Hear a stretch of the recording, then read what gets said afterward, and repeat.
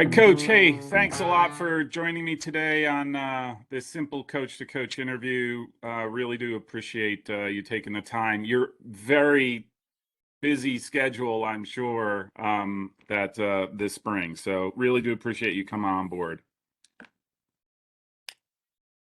Um, Coach, first of all, congratulations on your first head coaching job. Really really happy for you. I know it is definitely a big step. I will say it's funny how paths cross because we originally started going back when you were the assistant at Trinity, and I was asking some questions, and then you ended up at Colby Sawyer, who you just so happened to be replacing the former Rutgers head coach who I coached against, um, Bob Riasso. So, yeah, some pretty big shoes, but maybe we could just start. Maybe you could sort of enlighten us on as to how you ended up at Colby Sawyer. Yeah, for sure. Thanks again for having me on here. Looking at all the other coaches you've had, I was a little surprised you asked me just because I'm so new, but I think it's, a different perspective for, a first year head coach and especially someone, I'll just be upfront. I was actually fired from Trinity. Oh my Um, gosh. Okay. yeah. So I was actually, sitting at a happy hour with a couple friends, just kind of like processing everything that happened to me. And I get a call from my buddy who is the head track coach here, and they had a failed search. So Hmm. he says, "Do you want to be a head coach?" I'm like, "Yeah." Because I saw the posting, but I didn't think that I was going to be in the market for a head coaching job. So he said, "Well, we'll put you in contact with the athletic director," and it kind of just I hit it off with him on the phone, and then I came to campus. So it happened so fast. So now I'm at Colby Sawyer, and I know if you asked me 2 months ago, I would be a head coach, I'd be like, no way. So it's a really cool transition that I didn't think would happen. Not sure if I'm ready to be a head coach yet, but I feel like I am. So I'm kind of taking it day by day, and I'm enjoying it. So Was that were you let go because they brought in the new guy, Tem? yeah, I forget his name. yeah, Midtown Bay. Yeah. He just wanted a fresh start. That happens Yeah. in coaching. I don't think he Yeah. realizes how strong the team he's inheriting. Uh-huh. So I think he's going to be pleasantly surprised with the level that they're going to be this fall or this spring and fall. So Right, right. Um, let me just ask you, just from where you're at now. So, what sort of who in your background has had the biggest impact into the coach that you hope to become, the head coach that you hope to be? there's a couple people. So one of them is actually no longer with us. His name was Matt Cushing. He coached me when I was 15 through 18 for club. You Hmm. know, 1 year he was the assistant on the team, 1 year he was the head coach, and then he was the assistant again for a club called Crusaders United out of Plymouth, Mass. Hmm. He was one of the owners of the club, and then he was also the Wheaton head coach. Hmm. And I actually went to elementary school on Wheaton's campus. Hmm. So I would watch Wheaton from, when I was an elementary school student. I would see them practice when I was at recess sometimes. Hmm. And then when he coached me, he just had such an impact on me. And then when I was a senior at Williams College, I actually emailed Matt and said, "Hey, can I come watch one of your spring practices? Because I think I want to get into coaching." Hmm. And I just went during my senior spring break, and I was just like, wow, this is fun. You can make money doing this. So I fell in love with it then, and the influence he had on me was it was remarkable. Hmm. He kind of made me into like a college student. He kind of grew me as a high school student, Hmm. and just his enthusiasm for every practice, his, mind for the game, and the way Hmm. he managed, me as a 16-year-old just left such a big impact. And then talking to him, and then I got to work for him. Hmm. So I worked at Wheaton for him, and it was just the best time I've ever had really with the game. I never thought like playing so much fun, but coaching's different because you can really put an impact on the student athletes and the players. So Yeah. The so you're I mean, I think it's fair to say that you're probably drinking from a fire hose right now. In that, right? I mean, you just came in the last month, I think, or so, month and a half. Um, and you're ramping up your spring schedule, trying to get the training done. You're new to Colby Sawyer, so you're doing all of that stuff of meeting people. Um, but have you given any thought as to sort of what are some of the things that you, from a soccer perspective, that you want to accomplish now and throughout the spring? Yeah, so one thing about the program is they haven't really had a consistent coach. I mean, Bob Riasso's a legend, but he was only here for 3 months. Mm-hmm. So the players actually just they want some sort of stability. The alums want stability as well. So I'm trying to make things for the players right now that are coming to spring practices as fun as possible. So I Mm-hmm. actually stopped the session the other day. I said, guys, please stop apologizing if you make a mistake. Mm-hmm. So one kid just goes, we're trying to figure things out. I think they were nervous playing in front of me for the first time. I said, I'm not like that. It's a spring session, so let's have some fun. And after that, they felt a little bit more comfortable. So my objectives right now are just make the student athletes comfortable with me, but also just I want them to be themselves. Yeah. So I kind of find a mixture of joking around a little bit, but like then getting down to business. Yeah. And I think they've taken to that a little bit. I can see the smile on their faces after practice. They're all, hanging out, they're having fun. So, and then tomorrow we're scrimmaging Emerson. Yeah. After 2 sessions, we're just getting right into it. Dan's a good buddy of mine down at Emerson. So Mm-hmm. I said, they're saying, what formation we playing, coach? Who's starting? I said, guys, this scrimmage tomorrow is going to be fun. And, you know, they got to love the game. And I think that they're starting to realize that like this is the game they love. They need to not put pressure on themselves. Yeah. Yeah.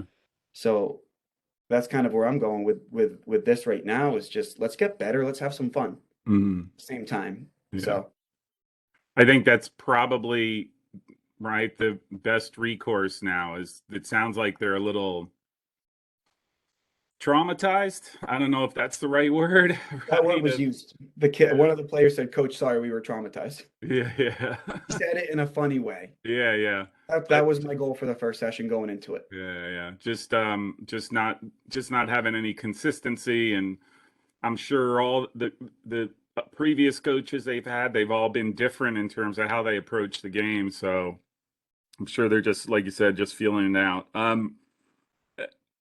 So I mean, do you think that's going to be do you have any sort of tactical things that you want to accomplish in the spring? Because I've heard from a lot of coaches say that during the spring they do work tactically, but again, knowing sort of the situation at Colby Sawyer, are you easing into that, or is that something that you're going to be working on once you sort of break down the guys to sort of accept that this is not so punitive if they make mistakes and whatnot? So one thing for me as a coach, and actually like this is one thing I learned from Mike Pilger at Trinity, and then I actually learned it from Mike Russo at Williams as well, is tactically, I want to get to know the players and then build a system on them Mm-hmm. because I believe you get the most out of players when they're playing in an environment that's catered towards them.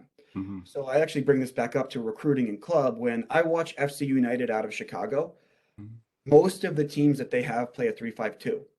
Whereas I coach FC Stars, I said to the guys, I'm going to look at you guys and build a system off of how we can maximize what you guys are. So for Colby Sawyer, I think this spring there are a couple things you can work on without knowing the guys as much, which one of them is being kind of ironic that Bob Riasso was here and he coached Alexi Lalas. Mm-hmm. As Alexi says, set pieces, set pieces, set pieces. Mm-hmm. You can work on set pieces without knowing the players as well. Mm-hmm. And that's a big part of Division III soccer. Yeah. And that's one thing I told the guys today. I said, we're going to focus on not fouling Mm-hmm. because especially in the NESCAC, when I was just in, you lose games off of dumb fouls. Yeah. Yeah. So we're going to focus on not fouling, but we're also going to, learn some set piece stuff as well. Yeah. And that's a big aspect of tactics nowadays. Yeah. So, but another aspect of that is I like to teach transition as well. So whatever system you kind of play, there's always going to be an aspect of transition. And those games usually make training sessions fun. Everybody loves playing those transition games. I do it with, at the club level and the college level, because those are the games where there's tons of shots. You can get better at possession. So catering sessions to some sort of form of transition each day Hmm. can kind of go a long way instead of just doing a quick back four session. Yeah. And I don't have an assistant coach right now, so I can't really, take the forwards, I'm going to take the back. So Hmm. it's just an unconventional spring, but I think that we're getting better. Yeah. I think the guys are taking to it, and I'm getting to know them on a personal level as well, because part of college coaching is tactics, winning games, but being a mentor to the kids. They haven't really had a consistent one. So Hmm. pulled one aside, talked to him about his academics, after practice, talked to one about his social life, says everything good, are you happy? Hmm. Um, so that's kind of what I'm doing as well. It's a lot and I love it. So Yeah. Are you going to be able to? Are you getting an assistant coach? definitely, yeah, I'm gonna put it out That's there. just a transition thing right now. Yeah, so it's in the transition aspect. Yeah. Okay. Um, let me ask you, just is there anything? Do you have sort of like, I'll just say, immediate necessities that you have to try to address with the team? Yeah, and it goes to recruiting because Hmm.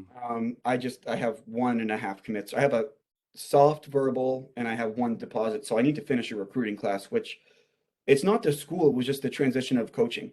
Yeah. Um, the school's an easy, I think it's going to be a great place to sell. It's a beautiful campus, Mhm. beautiful game field, great academics.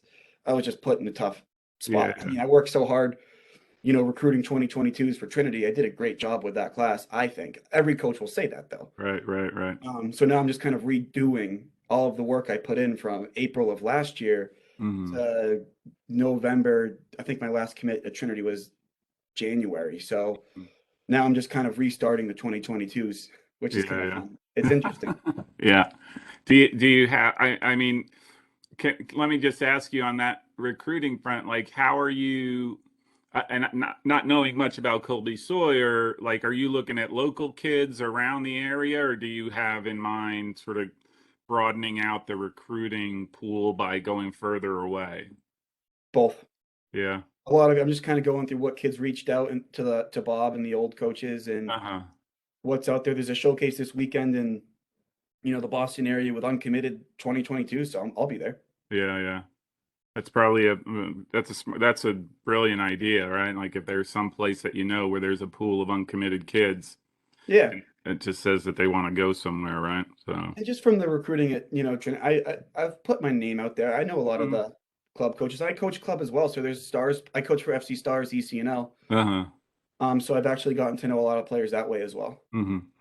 Um, Let me ask you something. I'll just a two-part question. Like, what would you say by the end of the spring? What some of your, I'll just say, your springtime goals? Where would you, if you could project where you would want to be by the end of the spring? Where would that be? With the team or Yeah, commitments or well, with the team. I want the players to just understand that like I'm here for them. At the end of the day, like I'm their coach now and they wanted a coach. They have me and I'm here to support them on the field, off the field. I want there to be a sense of trust and I understand that they've haven't had that consistency. So I want them to know what, college athletics is. And today, even like some of the seniors come to the spring practices and they said we never had a spring season. Hmm. To me, I Really? was Wow. completely shocked. That's bizarre, but all right. So I want them to just know that my intensity levels are very, very high. Yeah. But I'm also here for them. I don't want them to think I'm, a cold-hearted, intense coach. Like Yeah. I joke around with them a little bit too. I went up to one player after the first practice and he thought I was being serious. I was like, "Hey man, like you're way better than I thought you were going to be." Mhm. And he was like, I'm kidding, relax. So just kind of bringing that energy, I think, is Yeah. something that they need. And I Yeah. and I just think that it'll make them better. 'Cause I think they need to have fun to get better because they put pressure on themselves. Pressure was put on them. So Mhm. now they can perform at a level while they have fun. Yeah, yeah. Um, eh, and do you have any ideas as to, or is it too early to say what you're looking to accomplish in the fall? It's a little early. Um, it's a little, I mean, I set lofty goals all the time sometimes, Hmm. and I just gotta understand where we're at. But I think the conference is kind of wide open. Mm-hmm. I think that there's a couple front runners in there. I think it's a very strong conference to be, up front. I scrimmaged Albertus Magnus when I was at Trinity. They're a great team. St. Joseph, Connecticut's on the rise. Paul Wright's a great coach. Will Pike's doing great things at St. Joe's of Maine. Obviously, Adam Pfeiffer built something great there. So, and I just think that there's a ton of great coaches in this conference, and I think it's going to be an even conference where every game kind of matters a lot. Mm-hmm. So, Um, but obviously, I want to win the conference and I want to win the conference title. yeah, But we'll see where we're at. We yeah. have some players on this team. I know that. So What's the relative age of your team? Are they young? Is it a young team or is it a? it's a it's a young team. There is limited rising juniors. Mm-hmm. I think Okay. there's one rising junior. Wow. Okay. So yeah, it's a different kind of dynamic. Mm-hmm. But the core kid, there's a great core of young student athletes. The first years are it's a strong class. The rising seniors are strong. So there's just going to be a little bit of a gap in age a little bit. Mm-hmm. Mm-hmm. So it's different. It's a unique kind of time for the program. So, Yeah. but it's a historic program. That Colby Sawyer is a traditionally strong team. Yeah. So, and I was on the phone with some of the alums. I mean, if you look at the alumni, Amherst College has a Colby Sawyer alum. Uh-huh. Alex Ortega, he was a strong player here. UVA, University of Wow. Virginia, has an alum. Wow. He reached out. They really want the program to perform that, to the level it was when they Mhm. were here. And Yeah. I love that. So, Yeah. Yeah. I've the coaches that I've spoken with, the ones where it the ones where they have a consistent degree of success, you find that they have a very active alumni network that facilitates getting new kids in, but also helps when those bumpy times arise for the team. When you have alumni reaching out, it's a source of comfort, right? So, yeah. um, um, it, again, sort of it's a little bit of a transition here, and I know you're trying to put your stamp on the program. I mean, would you just say that you're just working to get them comfortable playing and comfortable with you right now, or are there things you're doing from a program level where you said, look, if you're going to be a player on Colby Sawyer, these are the things that you're going to be expected to do without fail, right? Like I call them sometimes non-negotiables, but Definitely. Definitely. And they're starting to learn them. I didn't just come out. I want them to learn over time. I didn't want to just come out and say here, here, here, because I think Mhm, that's kind of what they've had, which they didn't really like. They were told all the time how they should act. I mean, so right tomorrow we're scrimmage in Emerson. I saw who the ref is. It's Noel. mhm, Guys, tomorrow we're having the best ref we're going to have. He coaches mhm, or he refs ACC games. We're not mhm, going to be saying any words to the ref anyway because I don't know of any ref that overturned a call because a player talked to him. mhm, So little things like that, I pick and choose when I kind of want to instill them. But right. I got in front of they're college students. I got in Mhm, front of the substance use. I said, don't show up tomorrow if you put anything into your body that will hurt your performance, yeah, which is one alcoholic beverage will do that. yeah, yeah. So that's kind of my style. Is just don't come. Like I want to work with motivated players. Mhm, So they seem motivated, and they said, of course. yeah. So Do you have plans to sort of get them together and say, hey, I want you to, I don't want to say self-police, but I want you guys to sort of determine what your, again, sort of team rules are, and then I want you guys, the captains and a leadership team, to monitor that. Is that something that you do or planning on doing? yeah, and I think it comes from the leadership. So going back to when I was a player, it was very weird. We had two captains. One, they were both amazing captains, but it was a four-man senior class. So, it was Matt Radacek, Pete Chrisman, Patrick Abobise, and Fan Finan, and they set the rules.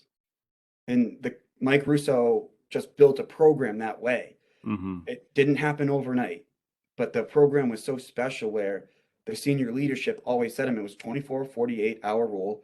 Mm-hmm. Um, and it was non-negotiables. Hmm. So I think as a coach, you can kind of shift the players that way. Yeah. I don't think it's going to be overnight. So I think I might have to set them, Hmm. but hopefully the program gets to a point where they just know. Yeah. Because these first years that come in, especially with COVID, they missed prom, they missed graduation. Some of the kids on the roster, they never really had that mentorship. So just trying to build the leadership that I had when I was a player at Williams was incredible. Yeah. So that and coaching goes a long way. Because one thing about me as a coach, which kind of goes along with that, is I take pride in it now. But I got to play for a legend, but I didn't make Mike Russo's life easy at times. I wasn't a perfect player. A lot of coaches, like my best friend, he's a coach in the UAA. I call him, he was perfect in college. He was, a Hmm. captain, one of those leaders, and we Hmm. had different paths to get Yeah. there and to coaching. But I actually had to listen to the coach. I had Hmm. to, you know, be in his office, say, Zack, you're kind of not bought in. Hmm. So I think that that's kind of what shaped me now as a coach was just the conversations I had with Mike Russo. And again, I could have been a much better player than I was. I Hmm. recognize the fact that yes, I had a great, great, strong senior year, but I kind of hurt the teams I was on as a player because I wasn't on the field when I should have been. Hmm. And it was a lot of disciplinary issues, not buying into defending. And Hmm. you don't go from not scoring a single goal to leading the conference based on training over the summer. You kind of, Yeah. you buy into what the coach says. So to answer that question, I think I'm a better coach because I was such a poorly behaved player at times, if that makes any sense. Yeah, yeah, yeah. Well, Um, now you know how to deal with it, right? Or what the best approach might be to deal with players like that. And I just think that's everyone deals with that, and every player has been there to one degree or another. yes. It's just how we mature, right? As humans, like that's a maturity process. I'm going to test boundaries. I'm going to argue. I'm going to disagree, and it's just how do you learn from that? And sounds like you sort of come a long way, right? I mean, you wouldn't be sitting in that chair if you were still having disciplinary issues. No, and unfortunately, not many players turn it around. A lot of Yeah, you see it. There are so many players that just never reach their full potential. yeah. And I asked myself going into my senior season because I had a great freshman season, decent sophomore season. My Mhm. teams were good, and I just felt I could have helped him more if I was more bought in. And I said, "Do I really want to be a failure? Do I?" I Mhm. got into the school because of this man. He trusts me. Can I help the team? And the moment I just kind of let my ego go and be there for the team, I actually started scoring more goals. I Mhm. was a leader in a different way, Mhm. but I was not the captain. Yeah, yeah, The captains of the team when I was a senior were such strong leaders, yeah. and they're still my best friends. So, Yeah. I talk to them. I got so many phone calls from, the people I played with at Williams that when I got this job, they're like, get me some Colby Sawyer gear. It's like, That's my question. Can you get yeah, me some gear? yeah. So they're excited that someone in the program's coaching again. So, Yeah, being involved in college soccer, I mean, you read the boards, Division III college soccer is a special thing. yeah, yeah. People care about it. It's so much fun. I I almost think that that's the difference between Division 3 and obviously the comparative one, Division 1. I don't know much about Division 2. Is that there's a great sense of connection between the teams, the players on the team, to their coach, and to a large extent their schools, because they are special places, right? You're not in some factory of athletes, and it's not a, I don't want to say it's not high pressure, because it is high pressure, right? Like all of the things that you have to deal with at Division 1, you deal with at Division 3, just in a different way. But I do think that, being that it is a little bit more voluntary to be in there, and doing that stuff, like it just forges a greater connection to all those things and aspects of the program. And again, I'm thir 35, 30 some, a lot of years removed, and I mean, I come back to it every fall, and part of this whole channel thing is just because of my connection, admiration, fondness for Division 3 and in particular Division 3 soccer, because it is a special place. So let me just ask, going back to the recruiting, since you're going to be at this tournament, how many guys would you, I mean, if you had your druthers, how many guys would you be adding to your recruiting class? Well, I need some players because we're returning 16, 17. I want a roster of at least 25. Yeah. I don't want to have to play during 11-a-side scrimmaging. Yeah. I want to coach. Yeah. I don't like to play. I Yeah. mean, I like to play. Yeah. I'll hop in every now and then, but Hmm. I want to coach from the field. I want to Yeah. I like to coach with 11 aside at the end of every practice, Hmm. even if it's the day before game, even for 15 minutes. Just Yeah. learn the system, have success. And Yeah. I don't like to stop it as much. I want the players to. I like to end with success, and that comes with having 11 aside, Yeah. some sort of form of success from what the topic was that day. Yeah. Yeah. So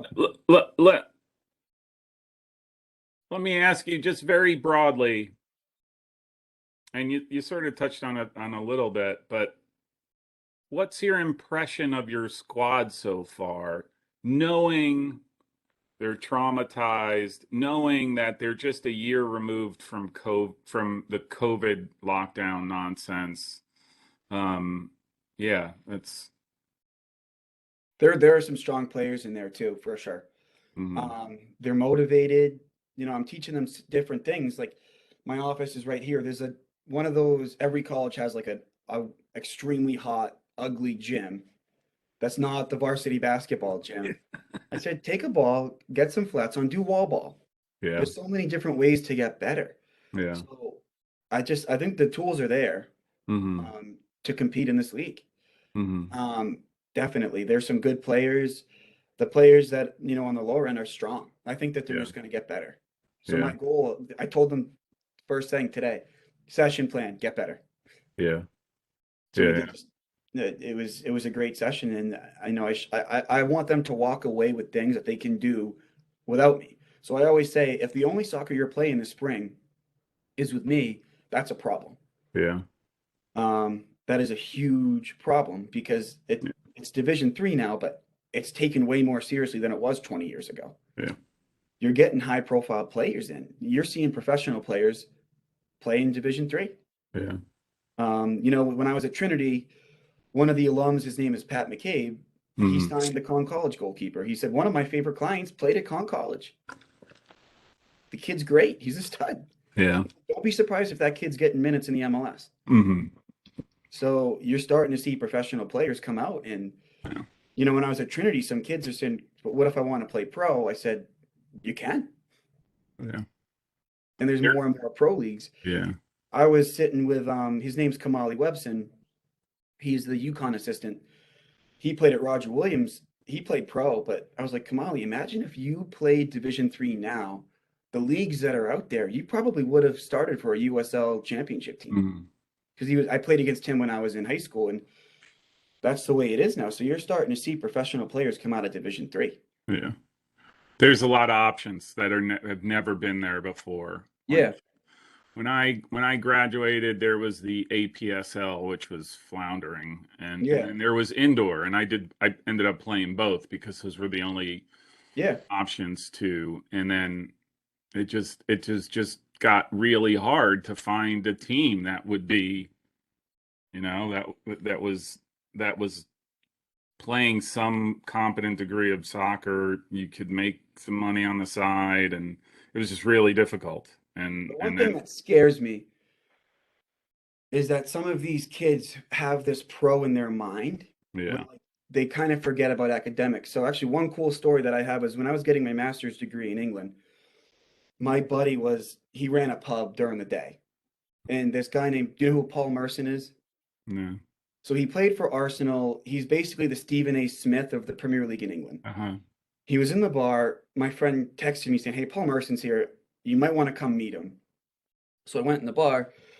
We were talking for a while, and he said, one of the best parts about your country, America, is the NCAA. Mm. He even said, look at me. It's 2 p.m. I'm drinking alcohol. Yeah. I'm a degenerate. Yeah. He literally said, "Look at me." I'm like, "Yeah, I look at you when you're on TV every Saturday Yeah. Yeah. talking about the Premier League."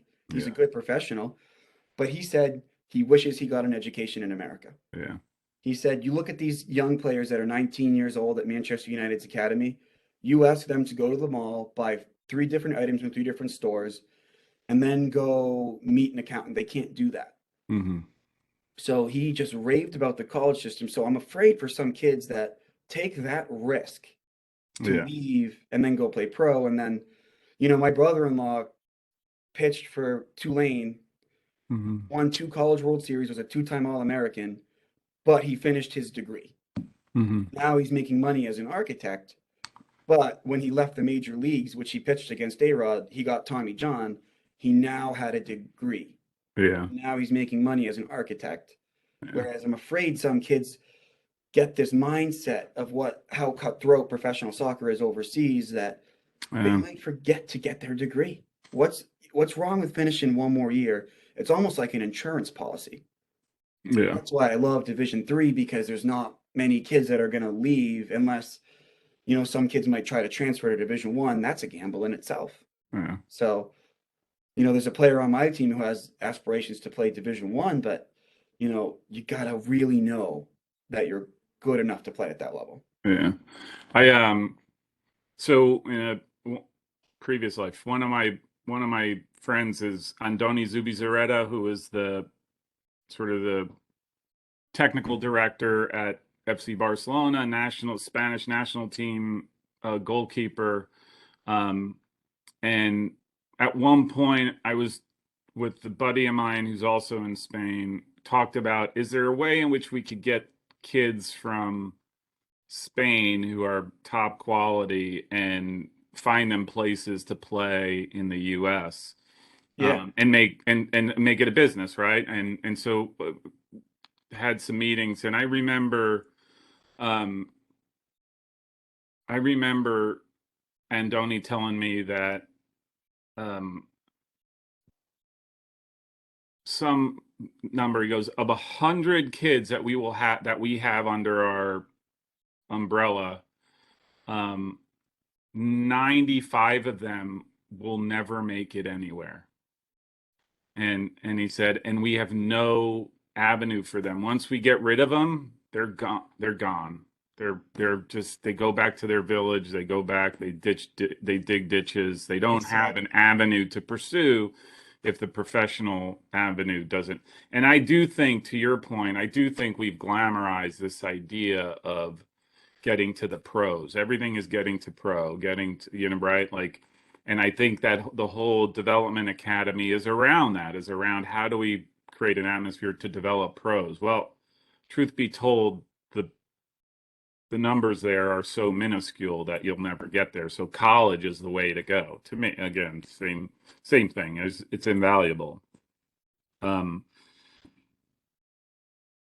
so uh, maybe there's not a profile yet, but what's the sort of ideal uh, player that you would recruit, or that you would want to recruit, knowing how you want to get your team to play in the future?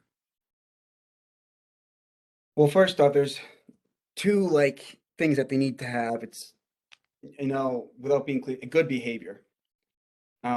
Especially now because I'm trying to build a program where the kids don't start scuffles, they don't talk to the ref in a negative manner. Hmm. I want to coach good kids. Hmm. I want to coach student athletes that behave on and off the field, that are motivated in the classroom and on the field. So motivation and behavior are two things to me that in the recruiting process are the most important.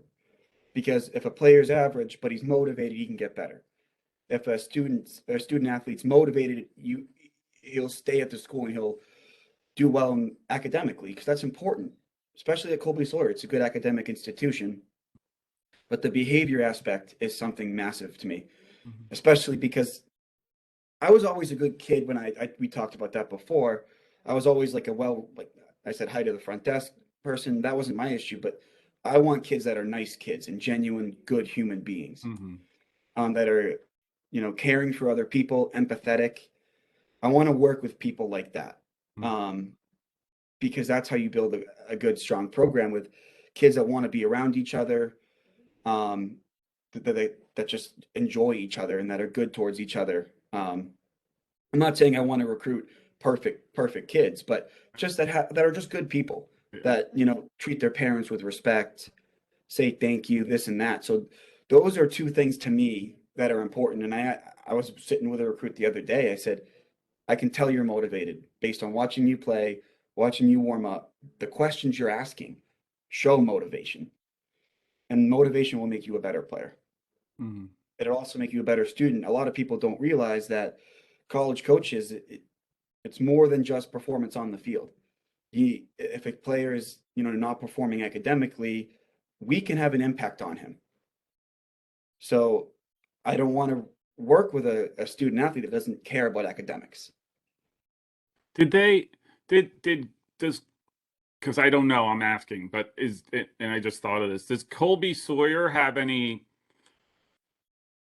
I don't say like requirements on you in terms of, hey, we want your team to be, or maybe this is the athletic director, we're expecting you to have a team that's going to have a team GPA of X, and we want kids who are, I don't know, better students, and then we want you to bring in 40 kids. I don't, I, Yeah, I'm okay. The team GPA thing to me, and like I actually, when I was at my previous job, I had a parent email me some nasty emails saying you need to advertise that these kids made all academic. And I don't really like talking about GPA that much because when you advertise which kids made all academic, you instantly know which kids did not get a 3.5.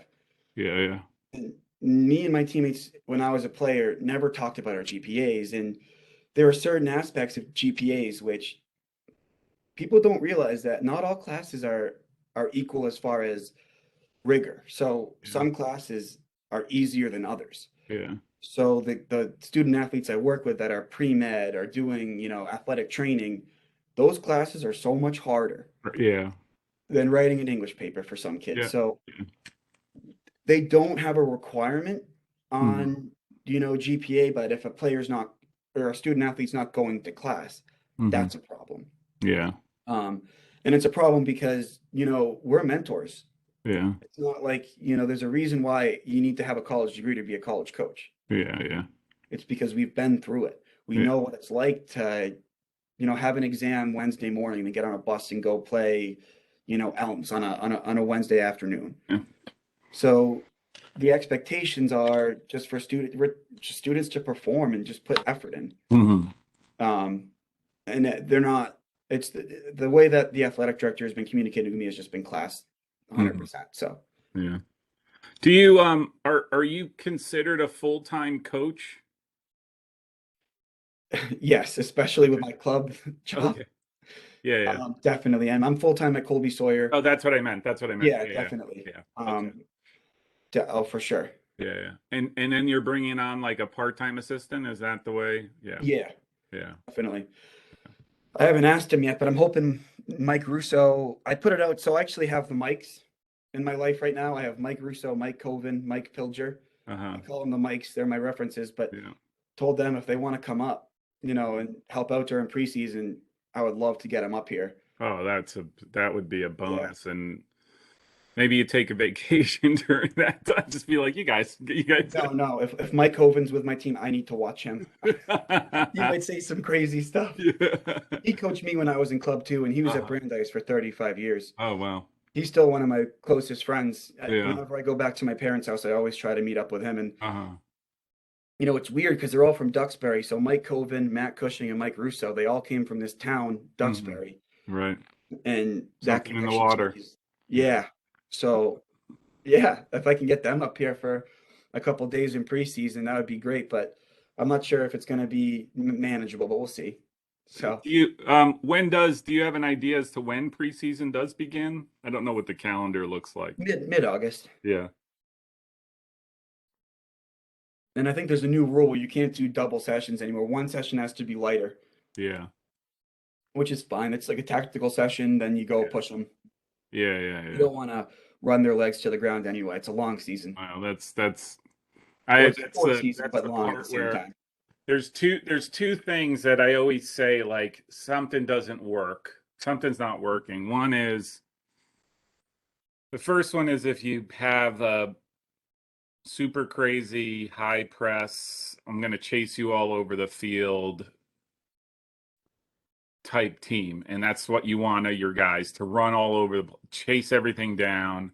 That's that wears on teams very quickly, right? Like, and Yeah. there's so little recovery.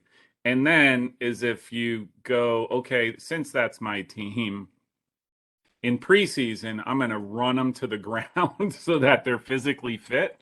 It's basically you're killing the kids before they can even get onto the field, and I think that's just that's absurd. I'm a guy who's like, I man, agree. the ball's faster than the feet, so make the ball do the work. But Well, that goes back to the motivational aspect is if we have to run during preseason, that's a bad thing. That means you didn't run all summer. yeah, So setting expectations of fitness starting now. I mean, we could start our preseason now if I keep, harping on the guys about fitness, which I've started the process of doing so. hmm Um, I bring it back sometimes when I was at my old job, kids would say, "Oh, I just have so much work to do. I didn't find time to run." I bring it back to my sister who has one of those New York City jobs. I'm hmm saying she has an hour and a half commute one way. She works 9 hours. She still finds a way to run a marathon. yeah. And Yep. the kids are starting to realize that they can still work out and that having a, fit, healthy lifestyle is a healthy thing to do anyway. Yeah. Has nothing to do with soccer or not. It's like, Yeah. dude, I look at it myself, right? You just come to rely on a portion of your day where you're just tuned into, hey, I'm just gonna break a sweat. I'm just gonna Yeah. run. Like it does so many good things. Um, hey, let me ask you, just from your experience at Trinity and your other coaching gigs, what and maybe now, but what do you see like kids that are coming out of high school looking to become college freshmen? Like what do you think they're lacking is a bad word, but what do you think their experience falls short on, especially as they make the transition to college? Does that make sense? I think overthinking is a big one. We had a college panel for FC Stars, and a lot of parents asked that question. I almost said sometimes college is actually easier than high school, Mm-hmm. which is a different answer than they were expecting. And it's because in high school, you have to wake up at 7 every morning. And then you have like 5 classes, you have homework each night. It is so structured that it's almost overly structured, where it could be almost too much work. And then you have to do all these outside activities, like, senior year, you're probably doing some extracurricular and you're playing club soccer, you're driving to club practice. hmm College, it's learning how to manage the free time. And that it's like, you get a syllabus. Freshman year, you're like, wow, I know I have an exam on October 18th. hmm So if you can get out in front of your work, you can it's so much easier to manage. So I told parents the other day that college is easier than high school if you do it properly, Yeah. That's which they very, were kind of surprised on. I yeah, mean, high school soccer, you practice 5 days a week and you have a game. yeah. Whereas college, you practice 5 times a week or you have a game midweek. It's the same thing, except you just have more free time in college. You And you're walk to told practice. of everything ahead of time. Like Yeah, if you get the right syllabus, it's going to tell you on this day we're doing an exam. On yeah. this day a paper is due. So you can plan out your entire 4 months of a semester pretty clearly if you wanted to. And I struggled academically at Williams a little bit, just because it was a higher academic school than what my profile Right. was. So actually, I was set up with the registrar, and she kind of pinpointed. She asked me a bunch of questions about what I wanted to study. Like, what do you want out of this school? And she highlighted my strengths as a student by saying, you write papers really well. I think you should focus on classes that, have this requirement. hmm And then she wrote me a list of all those classes. And then people found out that I got that help. So before registration would open up, my people that I didn't even know would text Mhm. me asking for advice on how to pick classes that suited them. I could Yeah. have ran a business in college on how to, I don't want to say easy classes, but I just want to say, like, obviously, if you're going to go pre-med, Yeah. don't talk to me. Like, I'm not like that. But pre-med students would ask me for manageable classes. Yeah, yeah, They yeah. called it the golden ticket. So but Yeah, people I didn't know would text me. yeah, yeah. You should have charged. Yeah, 50 Yeah, bucks a pop. yeah. Just come in. We'll talk. I'll get an office, a desk. Yeah, Um, that's great. So, um, so let me ask you, why Colby Sawyer? Why would a rising senior from this tournament that you decide you want to go? Why would they want to go to Colby Sawyer? well, when I got that call from my friend, the track coach, I asked him the same question. I'm like, is this a place? I mean, I've known the academics are strong here. He's doing a great job. His name's Ryan, and he's the head track coach here, and he's starting to build programs that are getting big time wins. And he laid it out perfectly for me. He says, once you step foot on this campus, you'll understand this place, the community, the town. It's unbelievable. At training today, 6:45 in the morning, beautiful mountain view with fog. The academics are wicked strong. There's majors that are really cool. There's, exercise science, which basically is, strength and conditioning. And that's going to be a major or a master's program. So I'm actually going to be able to get a graduate assistant after this fall. Mhm. There's sports management. The CEO of the Timberwolves attended Colby Sawyer. I almost said Trinity. I'm so still getting used to it. Um, but then there's athletic training, there's nursing, there's so many cool majors, but then there's a strong business program. So we have it all. And the professors here care about, the student athletes. And I say student athletes. They care that the students are competing at the NCAA level. When I did my interview, the woman from human resources told me about the team. Mhm. I've never had that. Like, wow, her name, she's great, by the way, but she was giving me input on the guys. I'm like, this is a cool place. Knowing that you can, recruit high level players here because it's a great place. But the administration here is unbelievable. It's a ton of young head coaches. I think it's a great place to be a young head coach, especially with great leadership from the athletic director, um, from my friend Ryan, who's the head track coach. He's young. He's only been here for a little over a year. So the support you get from other coaches figuring this out together, the leadership. But I got to meet some of the student athletes on my interview, and they showed immense motivation. They wanted a coach. They wanted stability. They literally said, "We just want a coach who's going to be here for us, be here for the program." I said, "Well, that's what I want players to want." So like they need me and I need them, especially after the tough couple of years. The passing of Matt Cushing did a lot for me. Mhm. The way I was let go from Trinity, I just felt like, I don't know, the way it was put to me was just like, you're not a good coach, essentially. That's I Mhm. hate to say it. I'm just being honest. And not Mhm. many 30-year-old head coaches were fired from an assistant coaching job by someone who deemed their work not good enough. I think that will change once those players showcase their abilities, because you will not win in the NESCAC with one player on the field that can impact, that has college level experience. It was Yeah. all brand new players. So I stand by my work at Trinity, and I stand by what I'm going to try to accomplish at Colby Sawyer. So this place offered me the fresh start I want, but I think it's different than that. I just think it's a special place. Mhm.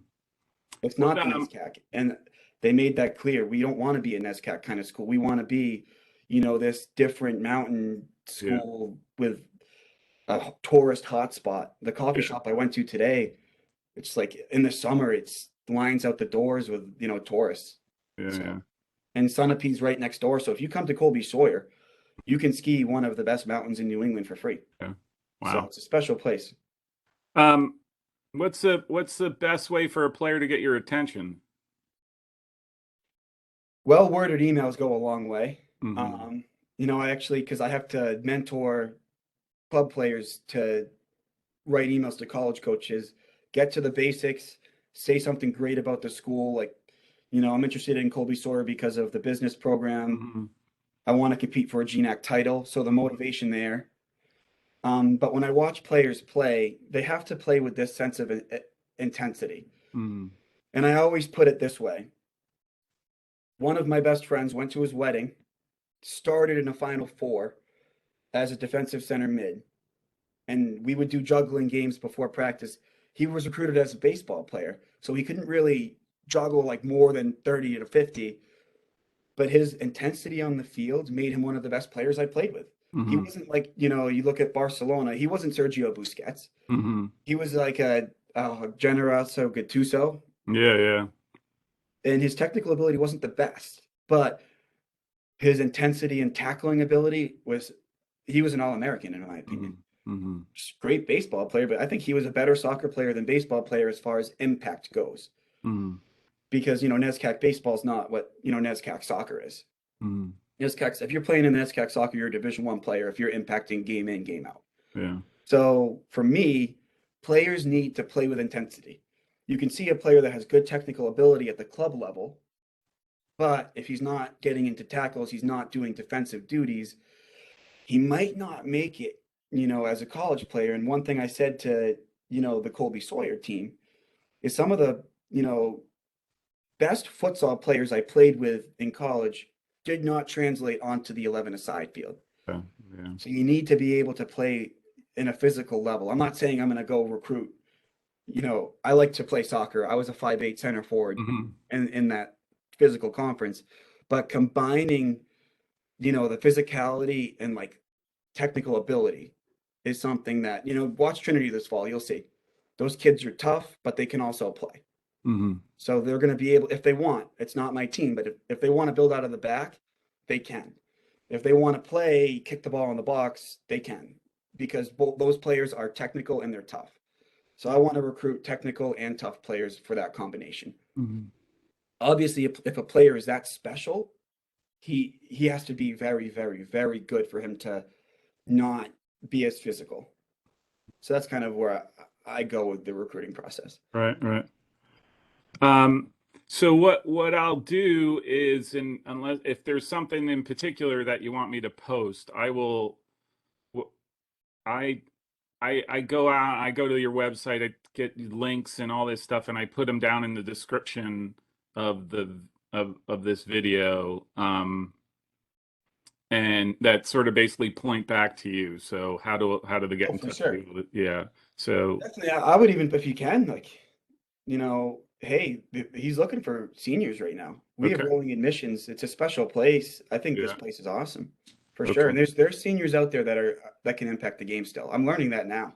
Yeah. I always thought like, Trinity had set deadlines. If you don't put your application in by X, you can't come. Yeah. It was always kind of like deadline day. Yeah. It's like I'm literally done recruiting 2022s on January 15th. Yeah.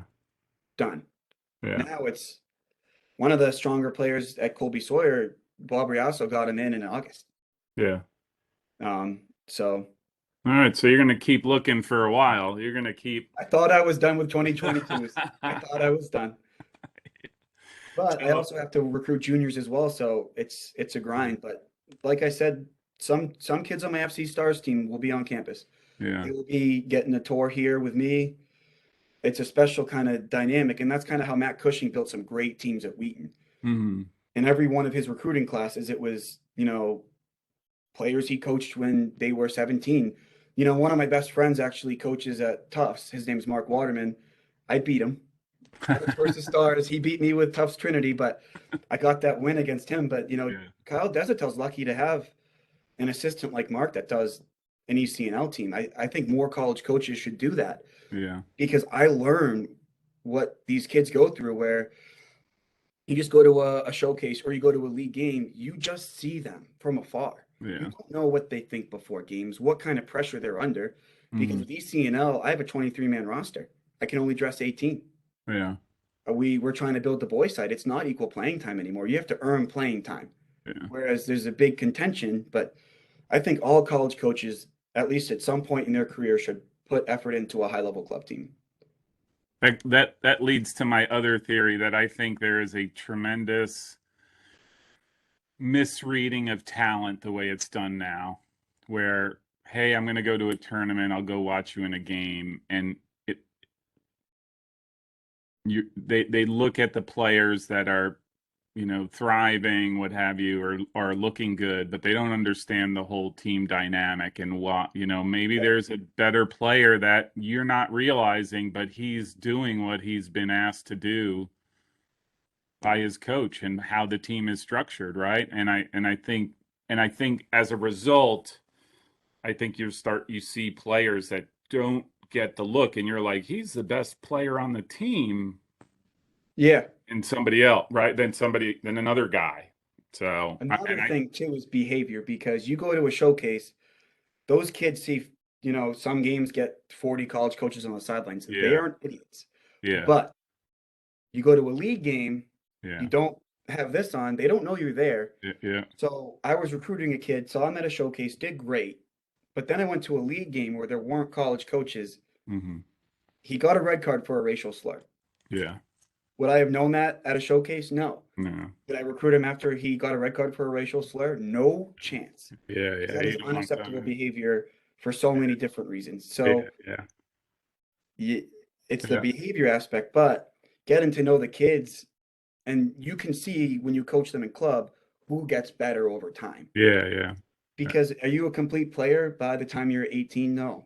No, no, no. So, I'm not a complete player yet, and I'm 53. So oh yeah, I, 52, something like that. yeah. No, you're always playing. One kid on my stars team yesterday goes, Coach, I don't know if there's a game Friday for this tournament he might do with like one of the lower teams. Mhm. I don't know if I can go. My dad has an indoor game, and I usually go watch. So, Yeah, that's awesome. I love hearing that. Actually, it's like, yeah, the second generation of real ball players is coming out. yeah. Um, hey, Coach, really, really do appreciate you taking the time today. This was great. I wish you the best. I'll be following you. I'm actually ordering a Colby Sawyer hat because you are going to be one of my new favorite teams, just so I could Oh, track her in thanks. the fall. So, yeah, I keep getting brand new, like new favorite teams because of whatever reason, and so Yeah.